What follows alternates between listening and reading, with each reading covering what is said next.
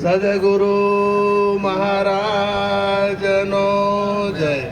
પધારેલા હરિ ગુરુ સંતનો જય. ગોવિંદરામ મહારાજનો જય. બાબુરામ મહારાજનો જય. સદારામ બાપાનો જય. આજે વેણુનગરમાં હરજીવનદાસ મહારાજ તથા સમગ્ર સહકાર દ્વારા, સમગ્ર સોસાયટીના લોકોના સહકાર દ્વારા સુંદર જ્ઞાન યજ્ઞનું આયોજન થયું અને એ આયોજનમાં સંત મહાપુરુષોની પધરામણી કરી. થોડો અવાજ ખોલો મિત્રો. હવે ખોલી જ્યાં થાચા છે એ થાચા છે તમારાથી તમે એ નથી થાચા છો. અને આ વાનો તો તમે ટેસ્ટ પૂરો થાય ને ટીકડા વાનો બદલાવ આવશે નહીં. ઘણા પેલો પેલો પેલો મુજ ડબોળ્યો ગંગમાં જ રહ્યો તંગનો તંગ. પેલો કેડી વચીન નદીમાં ગયા ને તો કે અરે આપણે નાહે ટીકડા ગળશે પણ બાર અહીં છોડ્યો તેવો ને એવો. એટલે અમુક છે ને તમારે ના સુધરે ને ગમે તેમ કરે ના સુધરે. સંત મહાપુરુષો તો કહે છે કે કાગડા પલટીને અંછા હોય ચાલો ને સદગુરુવાળા દેશમાં કાગડા પલટીને અંછા થતા હોય છે. અને એ મહાપુરુષો આપણે આજે અહીંયા પધારેલા છે, અહીંયા ઉપસ્થિત છે. અને એ મહાપુરુષોનો સત્સંગ જો આપણા જીવનમાં ઉતરે તો બેડો પાર થઈ જાય. એક ઘડી આધી મેં પુની યાદ, તુલસી સંગત સંત કી કટે કોટી અપરાધ. કે એક જો થોડી વારનો સત્સંગ મળે તો કરોડો જો કદાચ પાપો થયા હોય તો એ તમામ એમાંથી મુક્તિ મળતી હોય છે. અને હજારો વર્ષનું તપ એક બાજુ હોય છે તો લવ સત્સંગ એક બાજુ હોય તો એ સત્સંગ. તમે જેસલ તોરલનો વિચાર કરીએ આપણે. જેસલ તોરલ તોરલનો સંગ કર્યો, નાવડા બેઠા તો થોડી વારના સંઘમાં જેસલજીનો ઉદ્ધાર થઈ ગયો. અને 60,000 વર્ષનું તપ કરી અને પરાશર સત્યવતીના નાવડામાં બેઠા તો તપ ફેલજો. તમે વશિષ્ઠ અને વિશ્વામિત્રની વાત કરો તો હજારો વર્ષનું તપ હતું, 80,000 વર્ષનું તપ. હવે એ તો શીખે 80,000 વર્ષ હતા એ તો આપણને ખબર નથી, પણ આપણા ગ્રંથોમાં લખેલું છે કે 80,000 વર્ષનું તપ તો પેલી પૃથ્વી અધર થતી નથી. અને પેલા લવ સત્સંગ વશિષ્ઠજીનો તો લવ સત્સંગમાં પૃથ્વી અધર થઈ ગઈ. એમ આ જે પૃથ્વી અધર થઈ જાય, આ પૃથ્વી છે ને આ દેહાધ્યાસ કોણ છોડાવે? સંત મહાપુરુષ છોડાવે. અને સત્સંગ વિના મેળ આવતો નથી.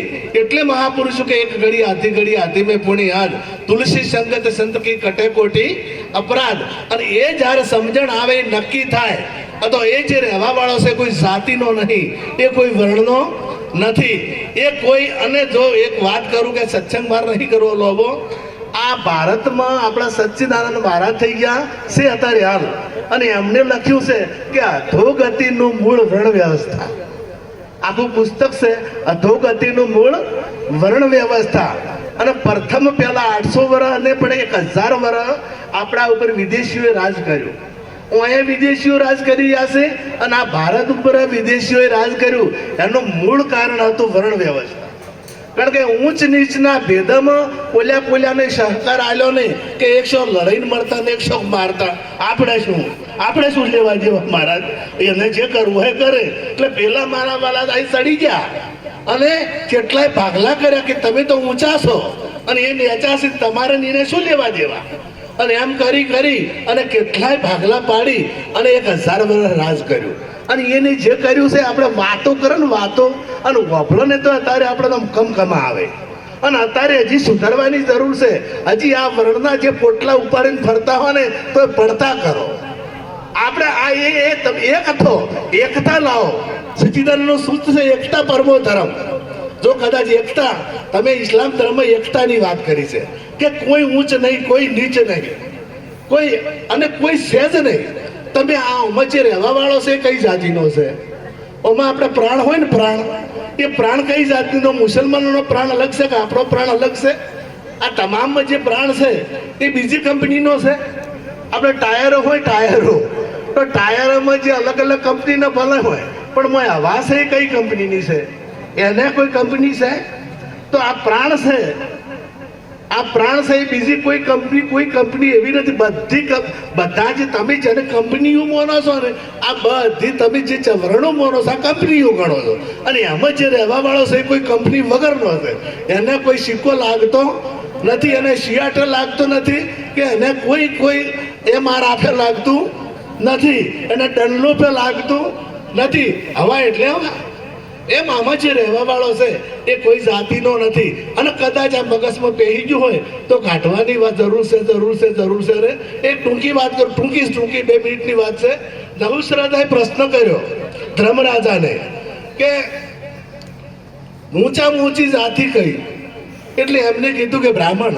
તો એનાથી નીચી કઈ કે ક્ષત્રિય, એનાથી વૈશ્ય, એનાથી શૂદ્ર. તો નહુસરાજાએ પ્રશ્ન કર્યો કે બ્રાહ્મણ હોય અને શૂદ્રનું કામ કરતો હોય તો એને શૂદ્ર કહેવાય, એને બ્રાહ્મણ કહેવાય કે શૂદ્ર કહેવાય? નહુસરાજાએ કીધું, અરે ધર્મરાજાએ કીધું કે એ બ્રાહ્મણ જ કહેવાય, એ શૂદ્ર કહેવાય જ નહીં. અને બ્રાહ્મણ હોય અને શૂદ્રનું કામ કરતો હોય તો એ શૂદ્ર જ કહેવાય. અને હું મહાપુરુષે કીધું કે આ મુખ છે એ બ્રાહ્મણ છે, આ હાથ છે ક્ષત્રિય છે, પેટ છે વૈશ્ય છે, અને પગ છે શૂદ્ર છે. બીજી રીતે નહીં કીધું, પણ તમે હતું એવું બહાર ખોસી કાઢ્યું.